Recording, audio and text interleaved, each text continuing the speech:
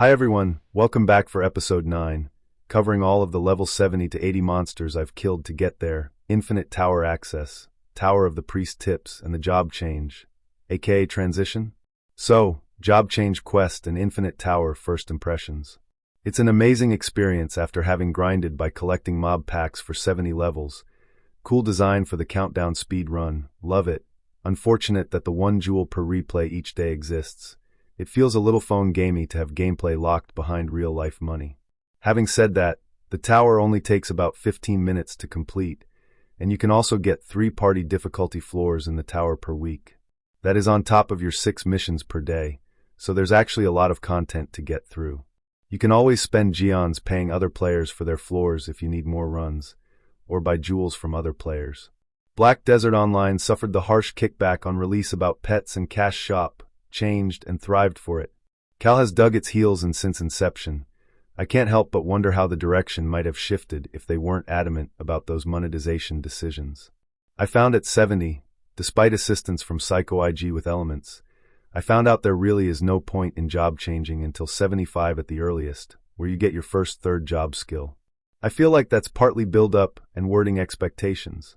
If they called it job transition, you're beginning a transition of government power and class from level 70 to 80, you'd understand. It wasn't until the quests at 71 started giving elementals I realized it was designed this way. Why else would you go backward for elementals? So the KAL website suggesting to kill traders from 60 to 70 makes sense, because you get your elements for the job change between 70 and 75.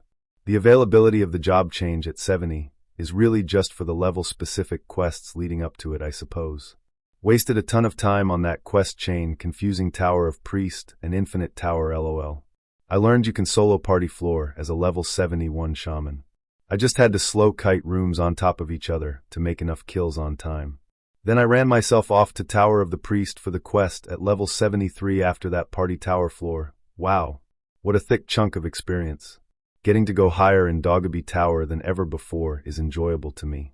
Also, as I'm killing all the different monsters for dailies, I'm learning drop tables and expectations to share in future videos. Awesome that it's giving me high-class Doggebis on the same floor as dailies too. Who would have thought monsters that were insurmountable in 2004 are orange to me now, and I'm killing huge packs at once. Went all the way to the top and checked out the Doggebi Lord's throne. Shame I never got an opportunity to kill him back in the day. I'm not sure whether people do it anymore. Is the gear too low? I noticed by level 75 I hadn't found any trinkets or anything of the sort since level 35. Wondering when they will come back into play. Thank God for Psycho IG again. After hitting 76, there is a bit of a gear wall in the Tower of the Priest. My G60 returning coupon choice came to bite me. Definitely hold out for the G75 if you have the option. Psycho IG provided some peripheral G75 pieces to help me through at a good pace for the videos. Thanks again, big dog. Not a good idea to try and pull the Earth Element Master along with your packs in Tower of the Priest either. Thought I'd do what I did with the high-level trader in the level 70 zone. He absolutely owned me. It quickly turned into a prison-bashing scenario. Lesson learned, I guess. And wow, level 78 felt like soft cap in Black Desert Online. The stones of experience from questing dried up, and the infinite tower was at the end of its level tether. Without a buffer, party floors are a bit of a reach to not waste leftover mobs in as a solo, so I'm saving my mission points and waiting for my side project, a buffer. No buffs, Tower of the Priest floor 3 oranges, pulling about 10% per pull now. Nothing horrible by Cal standards, but this is the point where the stone of experience felt like a long-lost friend.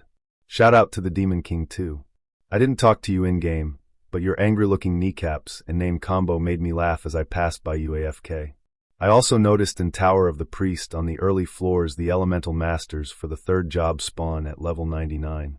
So they'll stay alive unless someone too poor to teleport up the tower with scrolls and an alt runs past. Very cool for free-to-play players making cash and higher players not robbing them too frequently. Some unfortunate missions towards the end of level 80 had me going long travel distances for 20 mobs, but the cookie crumbles how it does.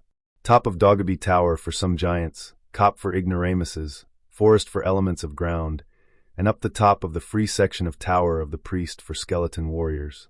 2 bars LOL. I'm not even tempted in the slightest to pay money for experience boosts. Shout out to Encore and Jellyfish for the in-game mail tips. And Encore, a returning player, saw my video and came back to check out Kal. I received his message in the mail when I logged in. A very cool, feel-good moment for me.